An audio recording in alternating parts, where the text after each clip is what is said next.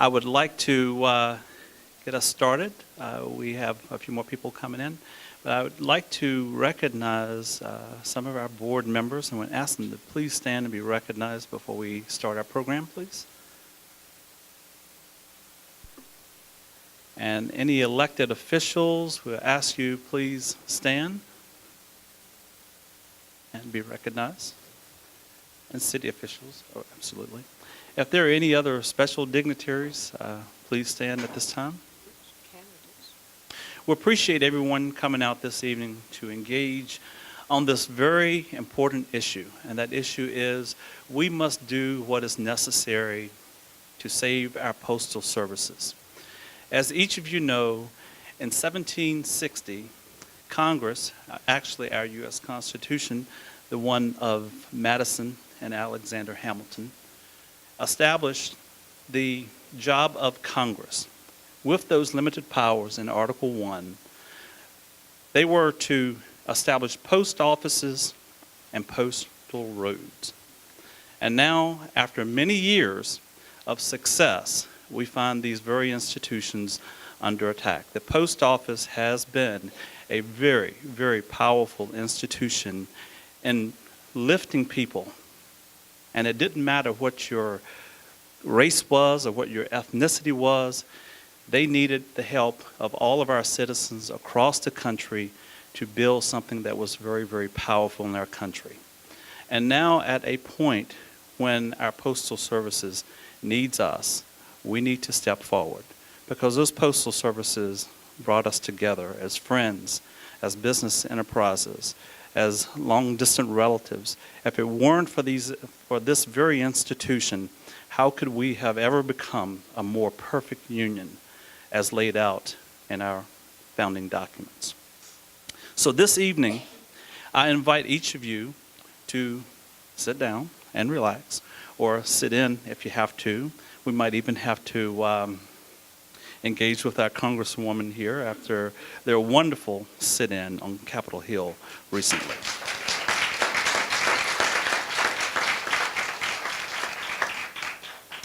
I really love that stunt, and we can do it again if we have to. But thank you all for being here. That's what the International Civil Rights Center and Museum is all about. We are a gathering place so we can get together and decide upon a course of action of how to keep our communities safe and strong and uplift the people in our very communities. So, to get into our program, I'm going to ask our moderator, I'm going to introduce our moderator, the Reverend Spearman, Anthony Spearman. He is the pastor of St. Philip African Methodist Episcopal Zion Church here in Greensboro. And he's also the third vice president of the NAACP and president-elect of the North Carolina Council of Churches. Thank you all for being here.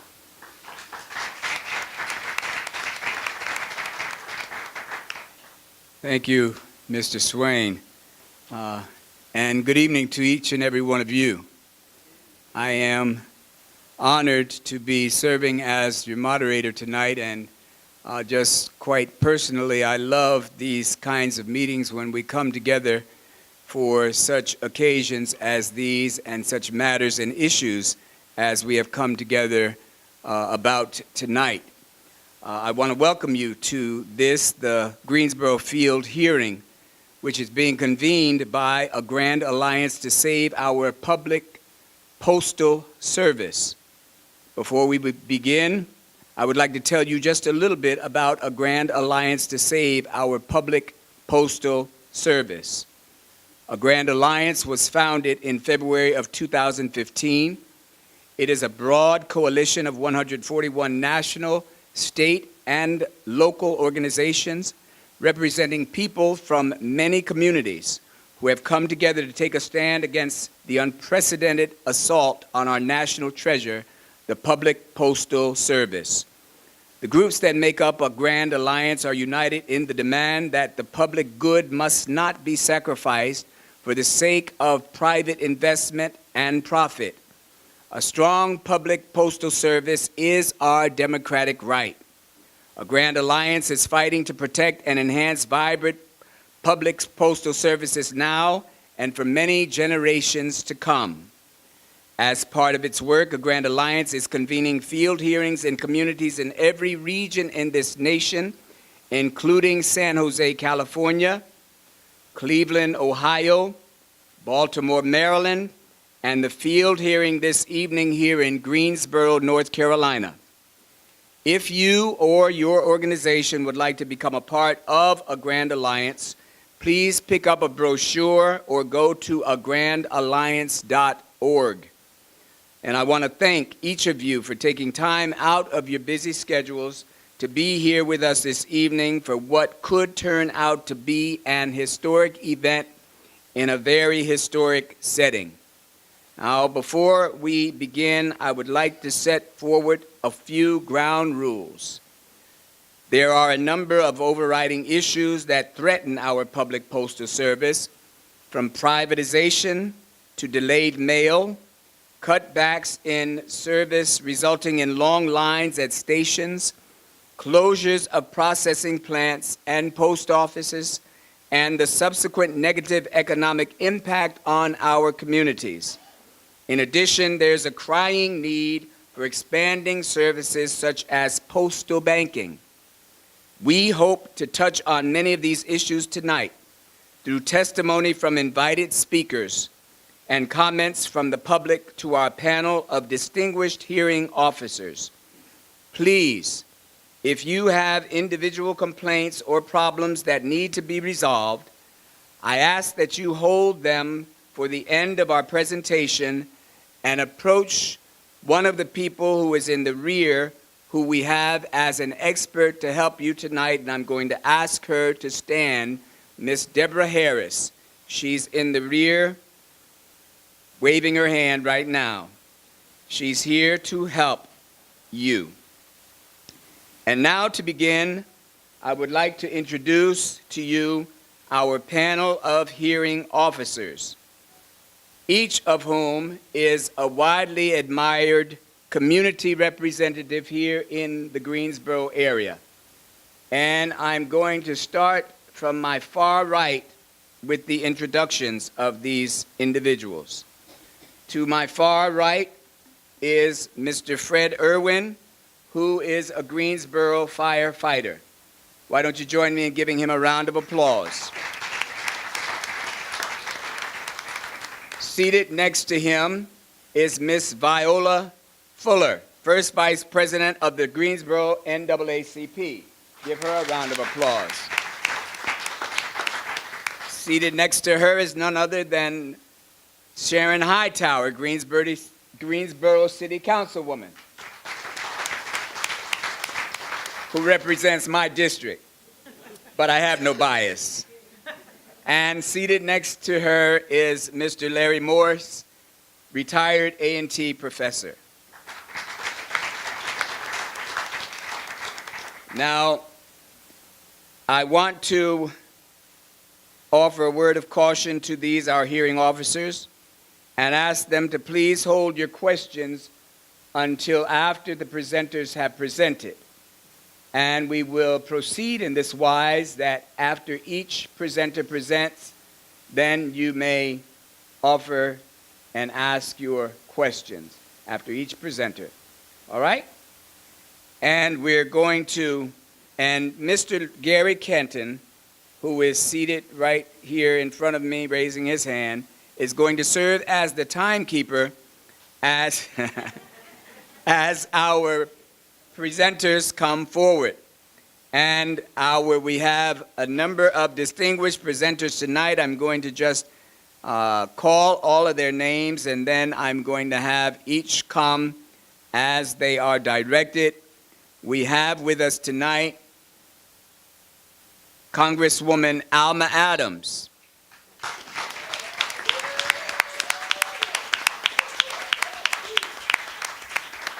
All of us know her and all of us love her, and she is absolutely Alma. And she came in and jokingly said to Richard as we shook hands, have we been formally introduced? To which I said no. But back in the late 90s, mid 90s, Sister Alma and I, and along with Reverend Maisie, we all happened to go to jail together. Yes, we did. And that was over the matter of the Kmart struggle. And so we have been knowing one another for quite some time, and we have not gotten tired yet. Also here with us tonight is Mr. Andrew Broad, who is the Senior Research Fellow at UNCG's Bryan School of Business and Economics. Let's give him a round of applause. Mr. Michael Young is here with us tonight, United for a Fair Economy.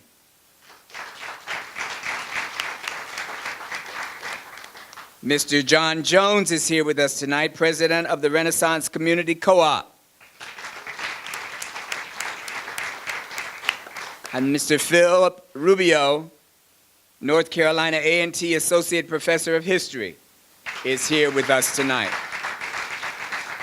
They will come in that order, and they will make their presentations for about 5 minutes each, and Mr. Kenton will govern that with his time clock.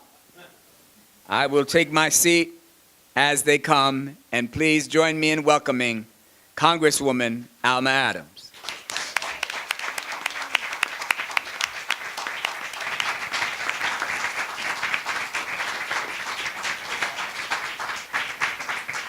Thank you, Reverend Spearman, and good evening.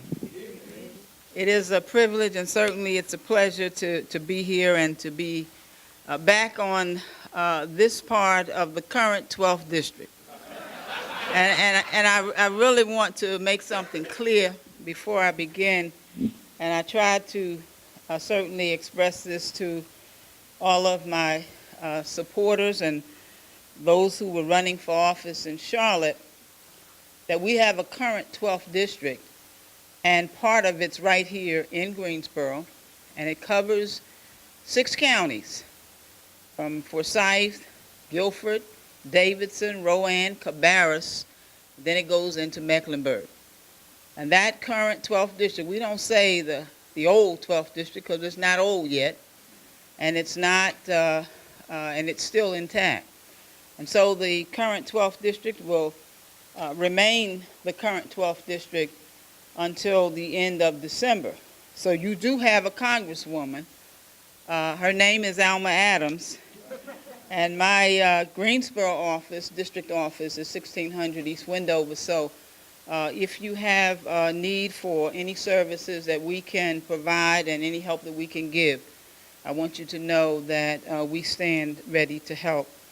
To the Grand Alliance Coalition, and as you've heard, it's an organization that consists of more than 130 partners. Now, when you can get 130 partners together, I think that's a good thing. United for a great public postal service. And to my good friend of 3 decades or more in the struggle for justice and equality, Richard Courts, and of course, Reverend Spearman has already told you we were locked up together. To a brother, John Swain, who guides the work here at the International Civil Rights Center and Museum, and to all of the members of the panel, and to all of you who have come tonight, thank you for being here. And I want to thank the coalition for convening this field hearing, the last of 5, as you've heard, on a topic critical to Greensboro residents and Americans all across this country: the issue of protecting and preserving our United States postal system. And you've been diligent in your work, spanning cities across America, as you've heard, from California to New York, from Maryland to Ohio, now to Greensboro, North Carolina, to make America's voices heard.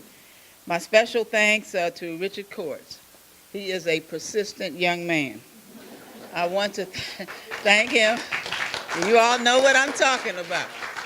I want to thank him for his persistence and his patience, and particularly in working with my office to arrange this last hearing here, and for really helping to accommodate our schedule. And again, to the panelists, for your passion, for your enthusiasm on this critical topic, I thank you. And to each of our community leaders, to all of the advocates and supporters in the room, I want to thank you for your support personally for my work, but especially for your service, because it is indeed the rent that we pay for living on this earth. And I'm grateful that, like me, you're keeping your rent fully paid up.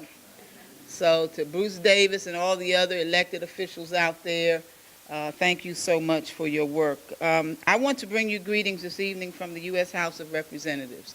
We call it the People's House.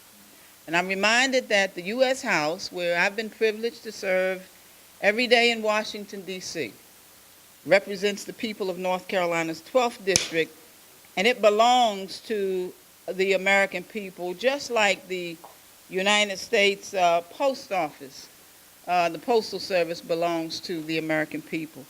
And so, you know, those things that belong to us, that we own, that we need, that we want, that we cherish, we don't want anybody to mess with those things. And that includes our postal services. The United States Postal Service has played a pivotal role and a major role in the foundation of our American society, in the way that we communicate with one another, and in the way that we conduct business with one another. And so you see, well before the internet, well before telephones and cell phones and social media, and even well before we thought about talking through texting, we relied on America's Postal Service to accommodate our needs, our community's needs, and our families' needs to communicate with one another. And you know, it's been the Postal Service that has helped loved ones communicate with one another all across this country and even across other countries, connecting soldiers to their families back home here in America, connecting companies, many of which are small businesses, to the clients that they serve, connecting our seniors to the medications that they get through the mail. But simply put, our Postal Service plays an important role in connecting families and communities and supporting our economy. The Postal Service has always operated as an independent agency of the federal government, accountable to and of and for the American people. And under federal law, the Postal Service has an obligation to serve the entire nation and to build bridges and to form bonds. And according to the Postal Reorganization Act, here's what it says: that the Postal Service shall have as its basic function the obligation to provide postal services to bind the nation together, And it shall provide prompt and reliable and efficient services to patrons in all areas, and it shall render postal services to all communities. And for those of you who have followed my work over the past 30 years, you know that I've stood for workers and families, for equity and for fairness, and like those days gone by, today I come prepared to let you know that I continue to stand with your alliance, with your partners and the America's Postal Services. And I mean that, and I approve that message. You know, over the course of the last several years, the Postal Service has had major setbacks and challenges. They include financial challenges that have impacted special service delivery, impacted standards and pension benefits, and a number of postal closings. You know, according to the Congressional Research Service, from 2007 to 2011, the Postal Service lost billions in revenue. In the first 3 quarters of 2012, we had an operational loss of over $11 billion, and this has led to cuts in service standards, including the elimination of overnight delivery of first-class mail, of mail delays and closure of more than 150 mail processing facilities, all impacting postal employment. And further, because of congressionally mandated pre-funding requirements for future retirement beneficiaries, the Postal Service has been unable to make scheduled payments to the trust fund set up for this purpose, and will likely continue to fall behind on the scheduled commitments. And because of pre-funding burdens, I call on Congress to take another look at this proposal and to come up with solutions that protect current proposal retirees, while at the same time protecting the fiscal health of the post office. And making matters worse, there are persistent discussions about whether some postal services should be privatized. And you know, in terms of privatization, I haven't seen a whole lot of good coming out of privatization in so many of the areas that we try to privatize. But you know, when you do that, you really take the authority away from the people, and you really don't want to do that. And we need to be very cautious as we talk about it. So the idea of privatization goes against the very purpose of the United States Post Office, which is to deliver postal services to our nation at no cost to the taxpayer. Now, where are you going to get something for no cost? You know, while the post office has historically provided good-paying jobs and the option to unionize for its employees, outsourcing many of the Postal Service's tasks to private companies will increase the potential for low wages and job cuts altogether. And at a time when so many Americans are fighting for living wages, we should not be entertaining the idea of low wages. If you know the work that we've tried to do, I believe that if you work hard every day, you need to make a decent living and not live in poverty. You know, low wages have always been my thing to be against, and I'm sure that you are the same way. You know, further service cuts, processing center elimination, and the potential for privatization all undermine the confidence and support for the United States Postal Service. The Post Office has always provided good, stable jobs for the American people, including women and veterans and minorities, particularly African Americans. And you know, we in Congress have got to go above and beyond to provide critical resources to the Postal Service and to protect it from job cuts and service reduction and service delays that have a negative impact on workers. You know, as a young girl growing up, I grew up in Newark, New Jersey, and going through high school and junior high school, I remember not only members of my family, but members of the African American community expressing concerns and interest in working for the post office. Why? Because the post office provided good paying jobs, good benefits, and everybody wanted, in my community, really wanted to get those jobs.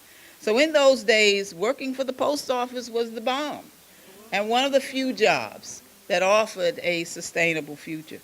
So today, our great national treasure, as you've heard and as we know, is under attack.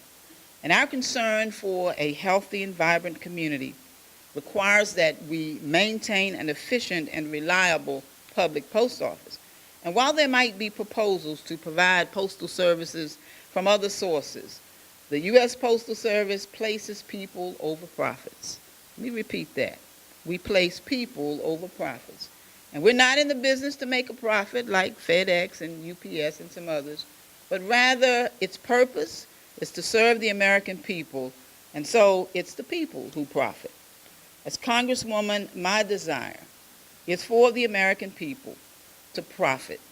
And this is why I've been working with my colleagues in Congress, advocating for the protection and preservation of the United States Postal Service. And I'll continue to do that. In order to restore service standards to our postal facilities, many of which are located in rural areas where residents have to travel great distances to send and receive mail if service is cut or eliminated, I've co-sponsored House Resolution 54, urging Congress to take all appropriate actions to restore service standards. This resolution underscores the robust service standards that are essential to providing timely and efficient mail services to America's residents.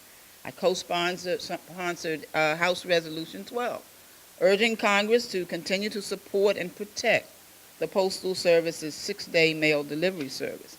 This 6-day mail delivery service has been relied on and supported by the American people since 1912.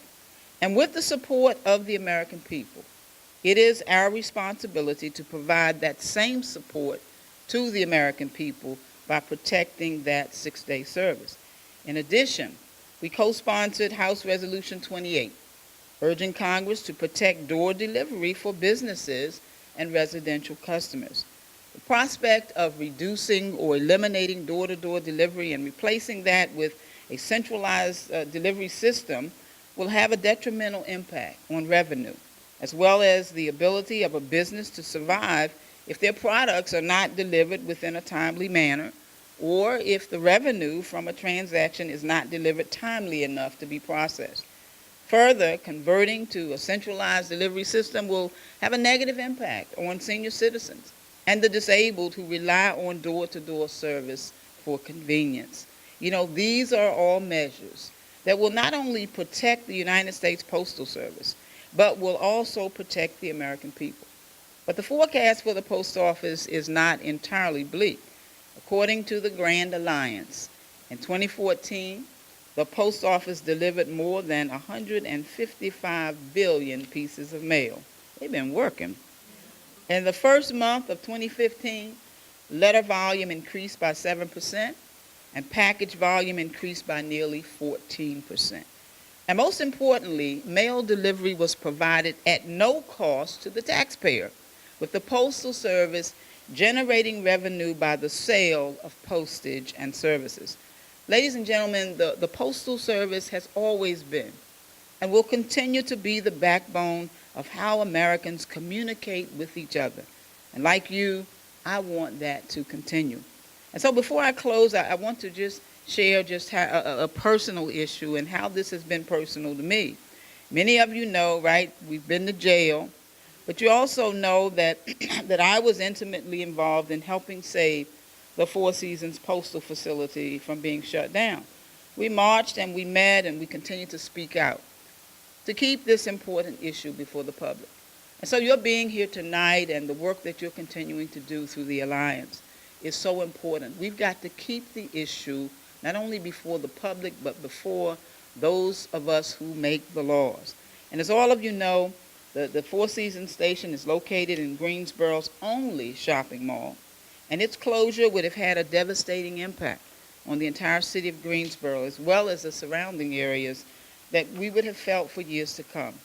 And so while it is clear that the Post Office has its challenges that should not deter us, particularly those of us in Congress, those who shape policy, I remind people all the time, you can complain about policy and you won't be able to change it until you change policymakers.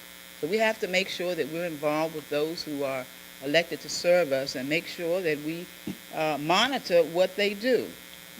We have some challenges with our post office, but we have to continue to protect and support it, to preserve it for our future, because it is an important institution. I look forward to working with you and continuing to support the U.S. Postal Service so that it remains a vibrant and public postal service for generations to come. Because I know that what we do today, and as we plant our seeds today, it will be for tomorrow's growth. Because somebody once said that a community can only grow great when old men and old women plant trees under which we know will never sit. Thank you very much.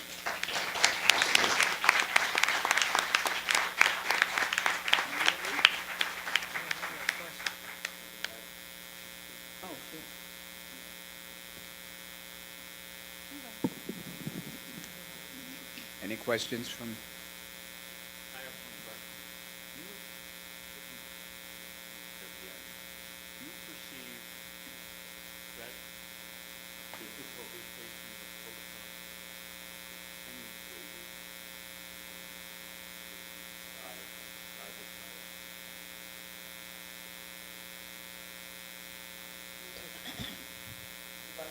I think privatization would be horrible. Let's say that. I think when you take that right, when you take the right and the control away from the people, I think you lose control. And if we're going to do what is necessary to make sure that whatever corrections are needed, whatever changes are needed, I think we have to always maintain control. And that would be a concern of mine. It's a concern with any privatization that we do, whether we're talking about privatizing our prisons and all those kinds of things. When you do that, the people are released and from being involved, and I that's not what we want to do.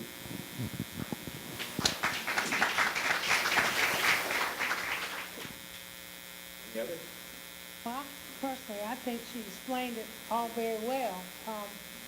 That I don't really think we have to question which direction we need to go in, and that is to keep our post office intact as it is today. Privatization, I think, would also hurt the employees. And those are the people I think that we ought to really be concerned about. They make a decent living, they contribute to their community, and to take that right away from them to be able to work for our public post office would then, I think, create greater divide in our community in looking at the levels of quality of living and our income. And Americans do depend on our postal service. I, like you growing up, I thought working for the post office was a high-dollar job. Right. But those people really work hard because they work in a lot of rough conditions. And I don't see that changing. Do you see going forward with the conditions they work under? Well, no, and you know, one of the things we used to say, rain, snow, hail, or sleep, you got your mail, right? Now, I got to tell you, we had some storms here, and I was waiting for some packages to be delivered, not by the Postal Service, but anyway, they didn't get there. So I do think that, you know, they work hard, but we need to be concerned about jobs, about being able to have those jobs protected with unions, and I support unions. I think you have to have someone who speaks for the people, who will lobby for the people and advocate for the people, because I can tell you all the time, it is not the people who make the laws that will lobby on your behalf. Let's give Congresswoman Adams another round of applause. All right. All right. Now let's bring up Mr. Broad. Thank you. You all want to come sit in with us?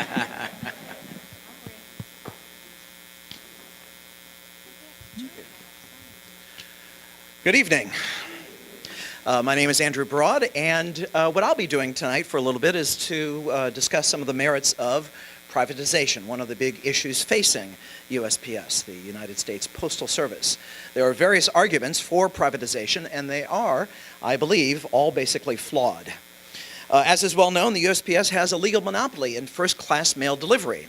And the most basic argument for privatization is simply that mail delivery should be opened up, the monopoly should be lifted, opened up to competition, because competition is good. And yes, competitive markets are often quite good and desirable for society, but it's worth remembering the economist's adage that I just made up here: competition is good, except when it isn't. The thing about competitive markets is that they create a situation in which people, some people can afford to buy a lot of something or very fancy versions of something. And for many products and many services, that's just not a problem. That's perfectly okay. But it's a little bit different, in fact, very different for essential public services like water, say, or mail delivery. There's a public interest in ensuring delivery to everyone, everywhere and everyone in the country. Buying fancy mail delivery doesn't make sense because you can afford it. So allowing competition would change the structure of pricing for mail delivery, would change the structure of how mail delivery is organized. For one thing, it would almost certainly lead to the closing of hundreds, if not thousands, of rural post offices. A profit-seeking business just couldn't make a buck by keeping all of those open. And it goes beyond rural delivery, of course, because given the private sector's demonstrated reluctance to set up shop in our inner city neighborhoods, think grocery stores, would those post offices remain open for long if there were for-profit businesses delivering our mail? Another argument is that privatization would help modernize the USPS, and it might well do that. But the problem with that argument, that I have at least, is that over the years, USPS has been trying to modernize itself, and it's often been shut down by Congress. For example, efforts to establish, standardize, and regulate email and other electronic communications, such as bill-paying services, were opposed both by private industry, who didn't want the competition, and government officials, who felt the Postal Service should stick to its core activity of delivering the mail. In fact, the 2006 Postal Accountability and Enhancement Act, I'm expecting hisses now, thank you, very good. Strictly limited USPS activities to, quote, the delivery of letters, printed matter, or mailable packages, unquote. In other words, the law banned USPS from innovating and developing other services. In fact, when it comes to modernization, USPS has been stuck in a kind of damned if it does, damned if it doesn't limbo. It's criticized for not modernizing, and yet it's prevented from doing so. And we don't have to resort to privatization to solve that problem. Now, finally, privatization is seen as a way to save the USPS from itself, so to speak, and rescue it from persistent deficits. But what's really going on there? For one thing, we know that Congress isn't helping. Well, most of Congress isn't helping. I apologize. You ought to pay attention. Earlier this year, Congress required USPS to cut its rates. The postage on a standard letter fell from 49 cents to 47 cents. Now, strictly speaking, what happened was the end of a special surcharge that had enabled USPS to weather the economic storm from the last recession. But Congress wouldn't allow an extension, even though USPS, like any other entity in the economy right now, is dealing with rising costs. Inflation may be under control in relative terms, but that doesn't mean it's non-existent. So that 2006 law that I mentioned a moment ago, imposed another serious burden on USPS, which is, under that law, as was mentioned a moment ago, USPS is forced to fully pre-fund its retiree health benefits. The reason was uncertainty about the future of USPS. Congress wanted to ensure that retirees would receive the health benefits they'd been promised, and at first blush, that sounds pretty reasonable. But one must also remember that one of the big causes of that uncertainty was government restrictions on USPS. No other public or private entity is forced to pre-fund retiree health benefits in the way that USPS is. Most large companies don't, the federal government doesn't, the state of North Carolina doesn't, and the military does so, but only partially. So this is a virtually unique requirement that's been imposed on the Postal Service. What's the result? In 2005, USPS had virtually no debt the year before that law. Now it carries billions of dollars of debt, and virtually all of it is the result of that congressional pre-funding mandate. Yet its critics complain that UPS's debt has reached the statutory cap, and it characterizes that as some sort of evidence of operational inefficiency. So it should be obvious that while USPS has problems, these are not problems that privatization is going to address, but there are solutions. Clearly, it should be freed of undue financial burdens that other entities like it don't have to bear. But it should also be allowed to explore and invest in new services and technologies. Take email, for example. Now, we might think that that particular horse has left the barn already because email is pervasive in American society and has happened without government involvement. But here's the thing. For many people, the big problem with email is email fraud. We invest in spam filters and other technologies, and yet we still get spammed, phished, and scammed. If the USPS were to be granted some form of oversight over email communication, this has been discussed many times over the last few decades, run-of-the-mill email fraud could be prosecuted as mail fraud. That could be a game changer because it would introduce tougher penalties and less stringent requirements for prosecution than currently exist. What else could it do? In the late 1990s, USPS installed 10,000 internet-connected kiosks in post offices for people without access to computers.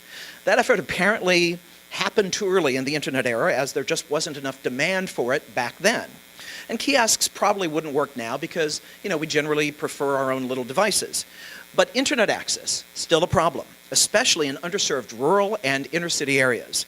USPS could be part of the solution in bridging the so-called digital divide between internet haves and have-nots. Last year, I was part of a prize-winning team in the City of Greensboro's SC2 Challenge to devise economic development strategies for the city to pursue. Our concept was CityFi. Citywide municipal Wi-Fi offered free of charge to the user throughout the city of Greensboro. If you haven't heard of it, you'll agree it's a darn good idea. And there's no reason why, in principle, USPS couldn't be a partner in an initiative like that. Now, finally, the most intriguing new possibility for USPS is something that's been mentioned and will be mentioned at greater length in a moment, which is actually the revival of an old one, postal banking. The United States had postal banking from 1911 through 1966. Other industrialized countries have it already. And its primary purpose in the U.S. was to expand access to simple financial services, such as savings accounts. And it served that role very well for decades. At the peak of postal banking in 1947, 4 million people banked at their local post offices. And in today's population terms, that'd be about 9 or 10 million. Well, USPS could reintroduce postal banking, offering such services as debit cards, savings accounts, ATMs, and so on. But its greatest benefit could be to provide a substitute for payday lending. As everyone knows, the payday lending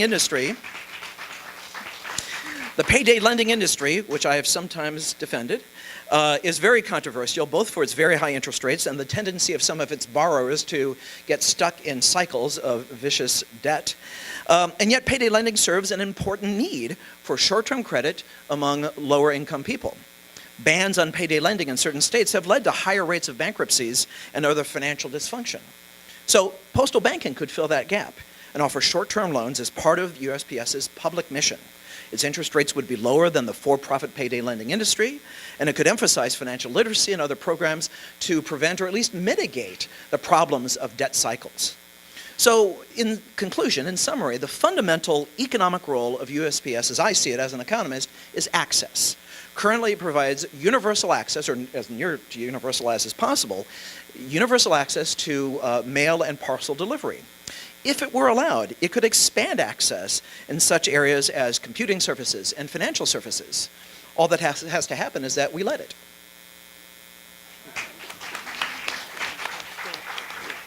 Thank you, Mr. Broad. Panel? I think we're trying to figure out how to turn on the microphone. Work with us. Who, can you hear us now? You want to break out in a song? Who wants to go first? 'Cause I think we have a lot. I've left you speechless. Yeah. Somewhat. Okay. You provided us with a lot of information that's so valuable. But what I was wondering, and in your research, can you cite or have you come across those any special interest groups that would directly benefit from privatization of the post office, which I hope will never, ever occur? Could you cite some of those for us if you... Well, I think there's really just one primary interest group involved with that. I mean, and we really don't have to look much farther than what we've already seen in such other areas as, say, the privatization of prisons. I mean, there is a, I'm not a Marxist here, but there's a capitalist class, right, that is going to benefit from certain kinds of investments and, would have to be, salivating at the prospect of generating for-profit first-class mail delivery services. So I think in terms of the group that would benefit, that's the answer. It'd be an investor class. There would be some, I suppose, people in managerial roles that would benefit as well, because there might need to be more managers. If you have more companies, you might have to have more managers. But I can tell you it's pretty clear who would be hurt, which is the rank-and-file postal worker, because there would be a lot of closures, a lot of restrictions and reductions of service, and actually, of course, we also have to remember that the postal consumer would be harmed dramatically as well, both by the need to take trips to do simple postal business or fewer deliveries. So it's easier for me to name the groups of people who would be hurt by privatization than would be helped by it. I do have a question, and my question is, what would be the economic impact on privatization in reference to small businesses? The small minority-owned businesses in the community that are trying to establish that privatization. I know for the post office, it's kind of the bloodline for them to do business. How would that impact them? Absolutely. I think one of the words that I haven't said, but I like to say a lot when I give speeches, is infrastructure. Infrastructure, I define as really any kind of public investment, public asset that provides services and improves the efficiency of a wide range of businesses, not just a particular industry or a particular favored business.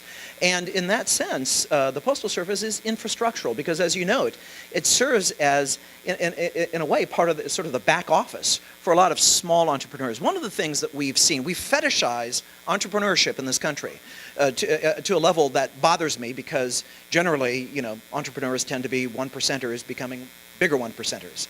Entrepreneurship, our fetish for it, doesn't necessarily do all that much for the 99%. So anything that we can do that does help the 99% start a business, grow a business, hire people, strikes me as a very good thing. So again, your question makes me think of the people and the entities that would be hurt by privatization. It's hard to see an upside. I mean, there is certainly a chance that some postal services would drop fairly sharply in price. But I don't, it's hard for me to justify that when that would have to be counterbalanced by so many services that would either disappear or shoot up in price. There's a lot of cross-subsidization that goes on in a managed entity like the Postal Service, and so far, it's worked pretty well.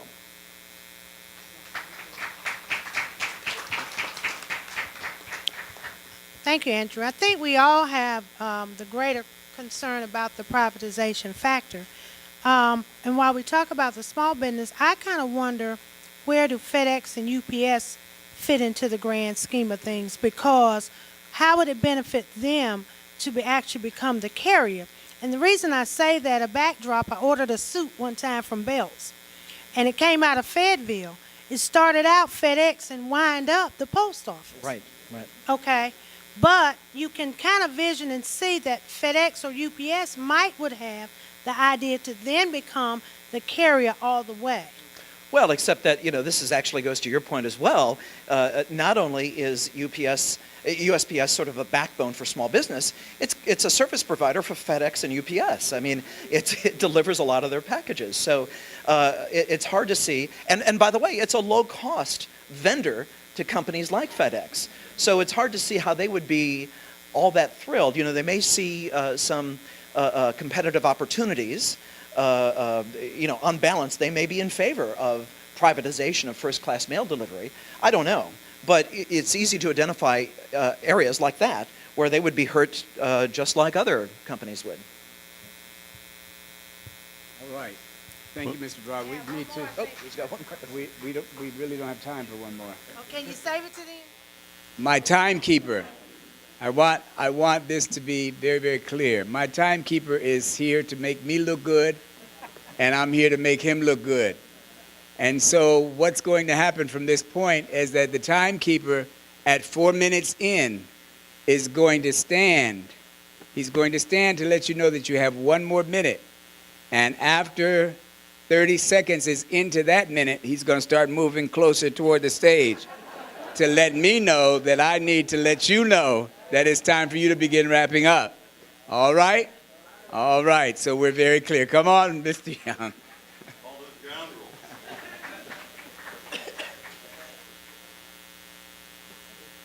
Good evening. My name is Michael Young, and I work for United for a Fair Economy, and I live in Durham, North Carolina.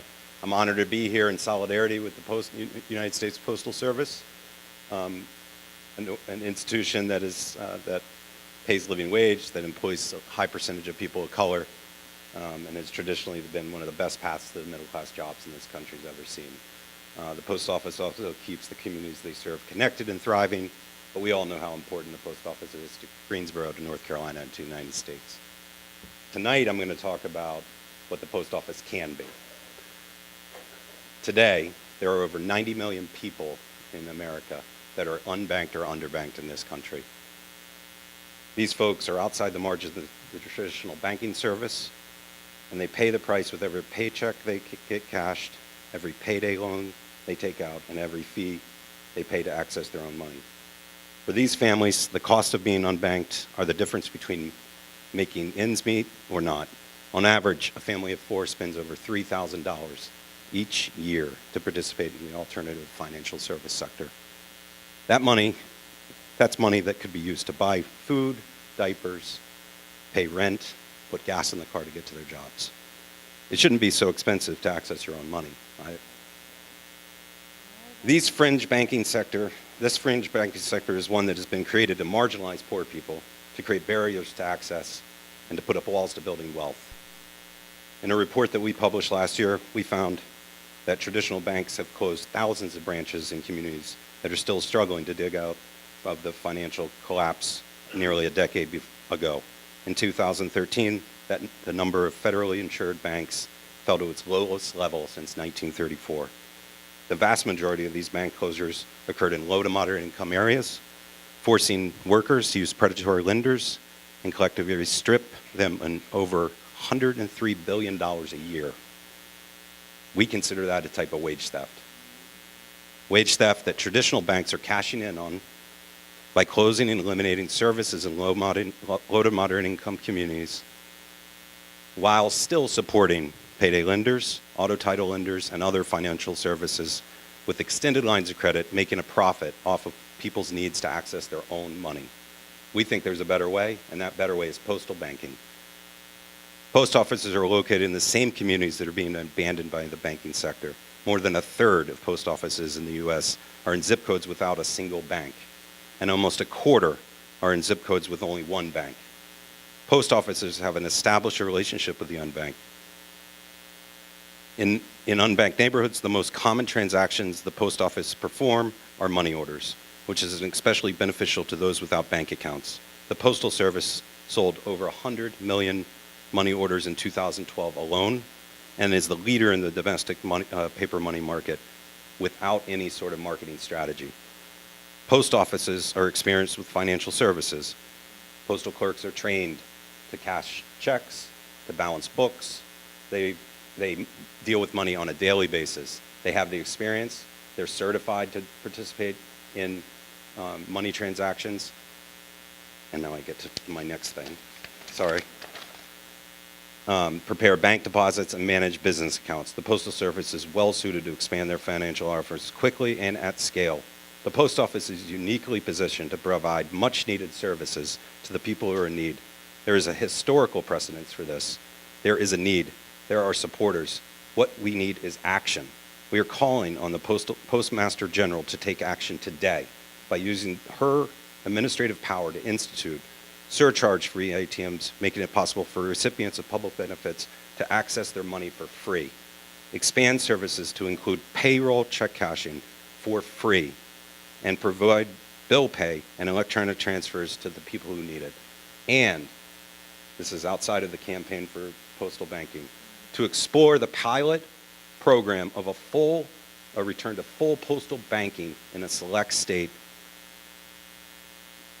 for those without access to traditional banks, as well as those looking for alternative services to the big banks. Postal banking is a real solution that would serve the public, not Wall Street.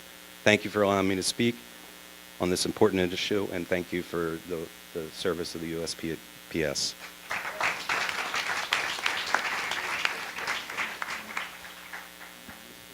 Oh, Young. No. Oh. Thanks for your presentation. I think not just in this audience, but any thinking person on hearing the evidence you presented would say we need to revive the banking system in the post office. So others have addressed this, but I'm going to ask the question again. Who in the political arena and in the financial arena are opposing re-establishing postal banking? I would turn to many others to answer that question, but I will start with the fact that Wall Street is so intertwined into our political system and so beholden to their shareholders and to their bottom line. Even the thought process of a public entity providing a public good for what has traditionally been a private sector avenue is fundamentally opposed to what their bottom line is, which is making profit. And I think somebody said before, the post office is for people first, profit second. And I think that if we can think through the prism of people first, and we create a movement of people first power against the interests of Wall Street and their shareholders and the politicians who are beholden to them, then we can start to address the question that you just asked.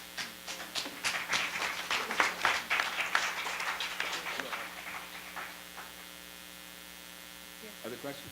I had one quick question. You know, I'm always the one full of questions. Y'all know that. We talk about that postal banking, and he asked who would be opposed to it. But you bring out a good point. Banking is normally for profit. Post office is nonprofit. So how can we integrate that so that it becomes an educational system for the people who use the post office to understand the difference between the two and how they can benefit by not going to a bank that would charge them a service fee every month for their money, but to use the bank and to have trust in the bank, in the post office system. How do we get that done? I mean, we got to start maybe with an education campaign. I think that's a great question. When I first heard of postal banking, I remember back to when I was in middle school. I was taught how to balance my checkbook. I was taught what a passbook savings account was and how to start to think about the post office is uniquely positioned to potentially play that role of financial literacy to help build trust in building savings. It is also directly linked to the Treasury, so it has abilities to potentially easily transfer funds into different kinds of ways. One idea that we've talked about at United for a Fair Economy is how could childhood savings accounts be done through the United States Postal Banking Service? So I think there are multiple different ways that the post office could actually play that bridge role of like helping the general public. Thank you. Thank you. All right, thank you. Mr. John Jones.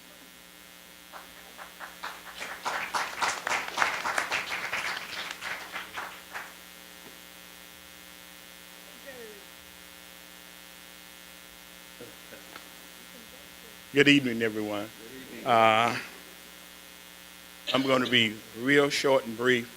I have a presentation, but all that they have said prior to me just got me all stirred up, and I started to do another one. Then I said, no, stay with what you already have. So, Richard, I'd like to say thank you for inviting me. My name is John Jones. I reside at 2901 Dove Street, Greensboro, zip code 27405. I am proud to be a leader of the Renaissance Community Co-op, which is scheduled to open in late September of this year.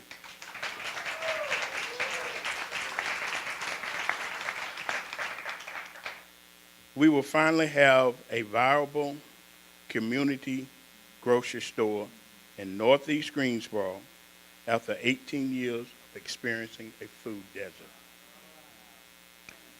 I'm speaking here this evening to defend the Postal Service in order to avoid having a postal desert in our community.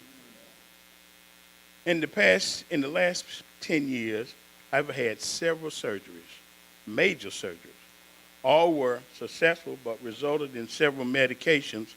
And let me tell you a little short story. When I was writing this, I had started out several drugs. That's what I said. I had to take several drugs. My wife said, no. That's not the word that you want to use, because you're going to then say that the post office was delivering drugs. So I said, okay. So we went back to the drawing room. Okay. But resulting in several medications that I had to take daily. I started out purchasing my medication locally and on a monthly basis at a drugstore 2.5 miles away from my home. I learned about mail order method to secure my medication that would save me a substantial amount of money by going from monthly prescription to 3 months prescription. For the past 5 years or so, I have been using the mail order method to receive my medication, only having to walk to the end of my driveway to pick up my medication. I am so appreciative of the United States Postal Service for saving me time and money, and the reliability of the postal workers is the key. After running my mouth as I do often, several of my neighbors are also using this method to receive their medication, one of which is a retired U.S. veteran of the United States Air Force. I'm hoping that my testimony will help prevent my community and my city from becoming a vast postal desert. Thank you.